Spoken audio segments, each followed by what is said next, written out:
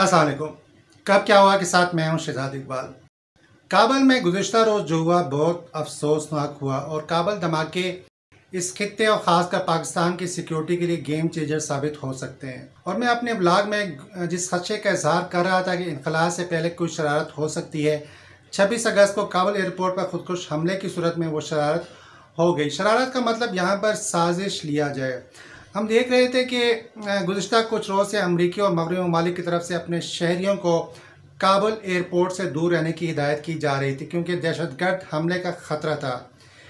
ये ख़तरा किसकी तरफ था, इस पर कोई बात नहीं कर रहा था। अफ़गान शहरियों के लिए भी तालिबान ने एयरपोर्ट के रास्ते बंद कर दिए थे, लेकिन 26 अगस्त को शाम ढले जब ये मुतवक्को धमाका हुआ तो 13 से ज़ायद अमरीकी फ़ौजियों समेत 90 अफराद की जान ले गया और 140 के करीब ज़ख्मी हुए। ये भी इतलात हैं कि इस धमाके में 28 के लगभग तालिबान भी हलाक हुए हैं। पेंटागन, अमरीकी सदर और दीगर मुतल्लिका ममालिक ने इस पर फौरी रद्द-ए-अमल देते हुए अपने इजलास बुलाए, खसूसी इजलास बुलाए ताकि मुस्तकबिल का लाहे अमल तय किया जा सके, तरतीब दिया जा सके। सदर बाइडन ने दाश पर हमलों का हुक्म दे दिया क्योंकि इस धमाके की जिम्मेदारी आलमी दहशतगर्द तंजीम दौलत इस्लामिया की शाख दाइश खुरासान ने कबूल की है।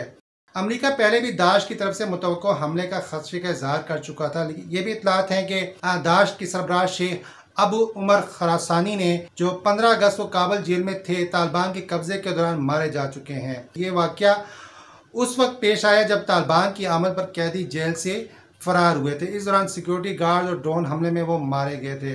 फाल ऑफ काबल के वक्त अफगानिस्तान की मुख्तलिफ जेलों में दाश के 2000 से ज़ायद कैदी थे, जिनमें से बेशतर अब फरार हो गए हैं, जबकि 150 से ज़ायद कैदी मारे गए।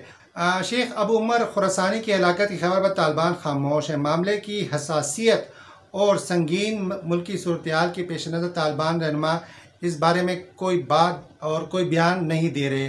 लेकिन गुज़िश्ता रोज़ के खुदकुश धमाकों की बात करें तो दाश की इस कार्रवाई में अमरीकी फ़ौजियों की हलाकतें इस बात का इशारा है कि दाश ने अपने लीडर की हलाकत का बदला न सिर्फ अमरीका से लिया बल्कि इसमें तालिबान और अफ़गान शहरियों को भी टारगेट बनाया। ऐसे हमले शायद अब मज़ीद भी होंगे।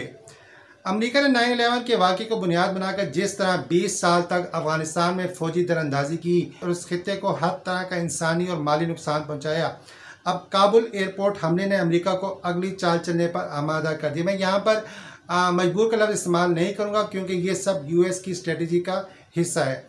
हम सब जानते हैं कि अफ़गानिस्तान से गैर मुल्की अफवाज के इनखला की तारीख 31 अगस्त है और सिर्फ 3 दिन रह गए हैं।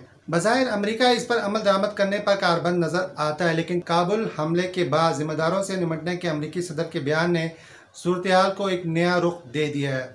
अफ़गानिस्तान में 2011 के एक हेलीकॉप्टर हमले में 30 अमरीकी फ़ौजियों की हलाकत के बाद मरने वालों की ये सबसे बड़ी तादाद है अमरीकियों की, जिसे जो बाइडेन ने ना भूलने और ना माफ़ करने वाला वाक़या करार दिया है। दूसरी तरफ अमरीका के अंदर हुकूमत पर दबाव बढ़ रहा है कि तमाम अमरीकियों के बहिफाजत इनखला तक अफ़गानिस्तान में अमरीकियों की मौजूदगी को यकीनी बनाया जाए।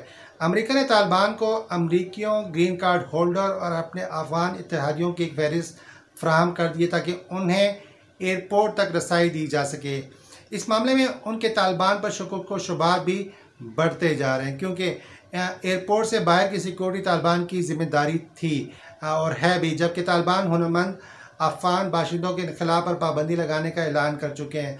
हालिया खुदकुश हमलों की बाद अगर इनखला की जिम्मेदारी में पाकिस्तान को शामिल किया जाए, जैसा कि खबरें आ रही हैं कि इस्लामाबाद और कराची के ज़रिए 5000 अमरीकी और इत्तेहादी शहरियों को सेफ पैसे दिया जाएगा और 21 दिन तक उन्हें पाकिस्तान की होटलों में ठहराया भी जाएगा, तो इससे पाकिस्तान में सिक्योरिटी सूरत हाल ख़राब होने का अंदेशा है और हो सकता है कि दाश पाकिस्तान में दाखिल होकर यहाँ भी दहशतगर्दी की कार्रवाइयाँ शुरू कर दे और अमरीका इस सूरत हाल में कुछ भी कर सकता है क्योंकि एक ऐसे वक्त में जब अफ़गान तालिबान दरपर्दा दाश के साथ डील कर रहे थे, हुकूमत साजी के अमल में उनको शरीक कर रहे थे ताकि ज़्यादा से ज़्यादा काबिल कबूल और कौमी हुकूमत की तश्कील मुमकिन हो सके। उसके अलावा अफ़गान तालिबान अपनी सरज़मीन को पाकिस्तान के ख़िलाफ़ इस्तेमाल ना करने और कलदम TTP को अपनी सोच बदलने पर आमादा कर रहे थे।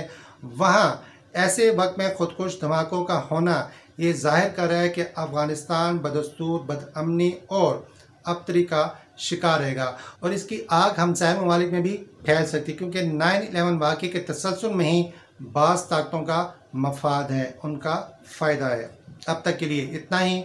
अपना और अपने हमवतनों का ख्याल रखिएगा और इस चैनल का भी बहुत शुक्रिया। अल्लाह वारिस।